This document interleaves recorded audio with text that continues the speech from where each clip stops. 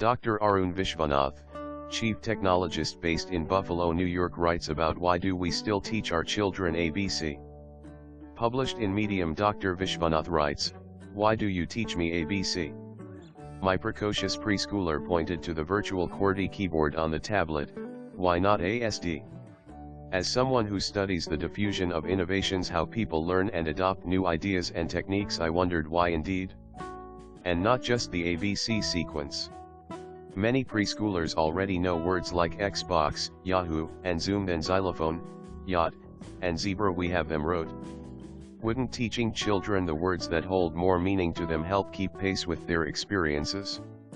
Of course, the QWERTY sequence is itself a product of modern technology. The layout was engineered by placing commonly typed characters farther apart to reduce the chance of font keys in early manual typewriters from jamming when stuck together. Although completely unnecessary on today's electronic keyboards, it has resisted all attempts over the past 50 years at improving its design.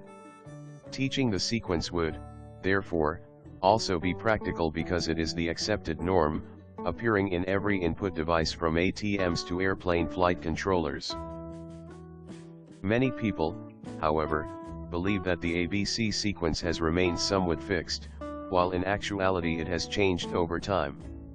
Our 26 alphabets began sometime around the 15th century BCE in the Sinai as 22 characters, evolved with the Greeks into 25, and on through the Romans into Latin and the present set of 26.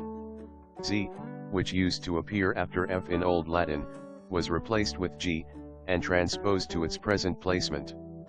Here, too, technology and human development played a role. With migration and the expansion of people's vocabulary, new inflections in speech arose, necessitating newer alphabets such as W.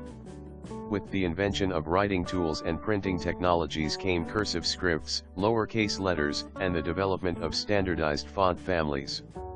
Thus, the ABC sequence is nothing more than a norm that people have over time agreed upon, no different from QWERTY. But there is an even stronger argument for teaching the newer sequence. Keyboards are tools for expression, no different from what pens are to writing or language is to literacy. And the sooner you are proficient with the tools, the better you can get at using it. Just as cultures with written languages, because of their ability to transmit knowledge with far greater accuracy, evolved to overtake cultures with spoken language, being adept as using the tools of expression sooner could lead to a higher quality of knowledge transmission. Thus, adapting to QWERTY sequence sooner would confer an evolutionary advantage for our children and likely even for all of us. But that's not all.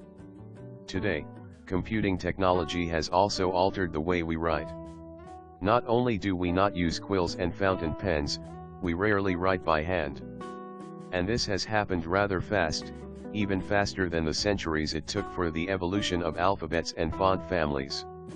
Raised in the 1970s, I was taught to write in cursive, a skill which is seldom taught in US schools anymore. Instead, children in 3rd and 4th grade today write on computers where not just the writing style but also the process of writing is different. Because you can only rewrite a document that many times, writing by hand, even on manual typewriters, required thinking before committing words on paper. Modern computers make writing innumerable drafts possible, which makes thinking as we write, without paying attention to style, spelling, or grammar in the initial drafts, possible.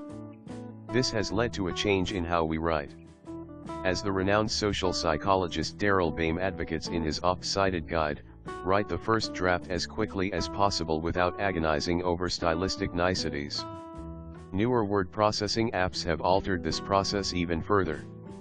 While the ever-popular Microsoft Word allows for a sequential documentation of thoughts, newer apps like Textilus and Scrivener encourage non-sequential writing, allowing authors to tackle different sections, simultaneously, in draft form. Adding to this are advances in voice-to-text programs and machine learning tools that can capture spoken words and suggest intelligent responses. Many of these, accessible at literally the flick of a wrist on many smartwatches and phones, have changed not just how we write but also our role as writers. Finally, our idea of literacy itself is expanding. It's more than just about knowing to write, it's about being able to express information creatively. Children need to not only be adept at computing but also at finding information online, crafting persuasive content, and, while all of doing this, protecting their information trails. This requires two additional skills: digital literacy and cyber hygiene. The former equips them with information assessment skills, so they can find the right information and protect against disinformation. The latter instills digital safety skills, so they can't be manipulated online and their information isn't compromised. Both are essential for thriving in the virtual world where most of them spend their waking hours, even more so now since the pandemic.